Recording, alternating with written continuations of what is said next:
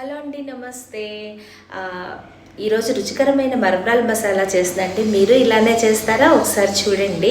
ఇందులో ఉల్లిపాయ, tomato, carrot, lemon, పచ్చిమిర్చి, మన మామిడి కోరు, ఆవకాయ ఊట ఇవన్నీ వేసి చేస్తే భలే బాగుంటుందండి. గుంటూరు స్టైల్ అనమాట.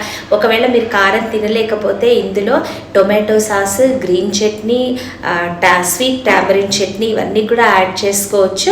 చక్కగా ఇవన్నీ టొమాటోస్, ఆనియన్, మిర్చి ఇవన్నీ తరుక్కొని, క్యారెట్, తర్వాత మామిడికాయ సన్నగా కోరుకుని అట్టి పెట్టుకొని కొంచెం మామిడి కూర వేసుకోండి. ఎక్కువ పులుపు అయితే మళ్ళీ తినలేరు.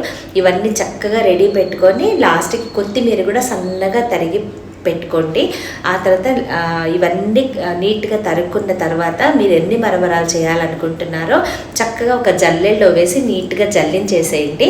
దాంతో దీంట్లో ఉన్న దూగర కానీ, సన్న పార్టికల్స్ కానీ, మట్టి కానీ, ఇసుక అలాంటివన్నీ వెళ్ళిపోతాయి అన్నమాట. సో ఎన్ని కావాలో తీసుకుని చక్కగా నీట్గా జల్లించే, ఇది మనకు అసలు కంటికి కూడా కనపడవండి. ఇందులో ఉన్నవి మరమరాలు రకరకాల చోట్లలో రకరకాలుగా తయారవుతాయి కదా. ఇందులో ఉప్పు మరమరాలు, తర్వాత వేరే డిఫరెంట్ టైప్స్ ఆఫ్ మరమరాలు దొరుకుతాయి. మీకు ఇష్టమైన తెచ్చుకోండి. నేను ఈరోజు ఉప్పు మరమరాలతోనే చేస్తాను అనమాట. ఇవి చాలా బాగుంటాయి.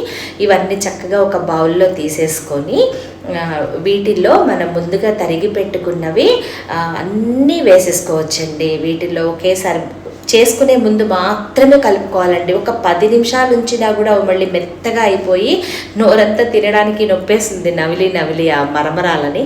కాబట్టి జస్ట్ ఇంక అందరూ కూర్చున్నాక ఆ మధ్యలో పెట్టేసుకుని కలుపుకొని మీరు వడ్డించేస్తే చాలా బాగుంటుంది అనమాట.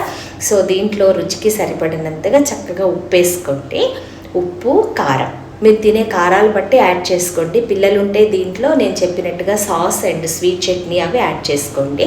ఆ తర్వాత నువ్వుల నూనె కానీ లేదా వేరుశనగ నూనె కానీ 3 స్పూన్స్ వరకు వేసుకోవచ్చండి. చిన్న చిన్న స్పూన్స్ అయితే నూనె భలే ఒక టైప్ ఆఫ్ ఫ్లేవర్ భలే బాగుంటుంది నూనె వేసుకుంటే. ఆ తర్వాత నిమ్మకాయ కూడా పిండేసేసుకొని ఒక చక్కగా లెమన్ ఒక ఫ్లేవర్ కదండి. అండ్ మీరు అప్పుడే పెట్టుకున్న సమ్మర్ అయితే కనుక కొత్తగా పెట్టుకున్న ఆవకాయలో నూనె ఉంటుంది చూడండి, పైన ఉంటుంది. ఆవకాయ పడితే మళ్ళీ టేస్ట్ మారిపోతుంది. జస్ట్ ఆయిల్ మాత్రమే.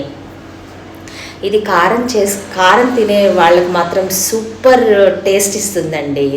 ఇదంతా కలిపేసేసుకొని చక్కగా నీట్గా అప్పుడు తర్వాత సన్నగా మనం కొత్తిమీర తరిగి పెట్టుకుంటాం కదండి, లేదా అప్పటికప్పుడైనా మీరు తరిగేసేసుకోవచ్చు.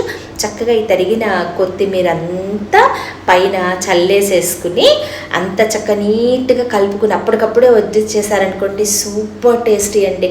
ఒకవేళ మీరు ఆనియన్ తినకపోతే అవాయిడ్ చేయొచ్చు. ఇందులో కీరా లేదా వేరే ఏదైనా వెజ్ మీరు చక్కగా కలిపేసుకోవచ్చు. సూపర్ టేస్టీ అండి. అప్పటికప్పుడే తయారైపోయే 5 నిమిషాల్లో పిల్లలకి సూపర్ హెల్తీ స్నాక్. మీరు ట్రై చేయండి. నేను జస్ట్ 2 ఇంగ్రీడియంట్స్ స్పెషల్గా చెప్పాను అంతే. సో ఎలా ఉందో మీరు ట్రై చేసి చెప్పండి. Thanks for watching.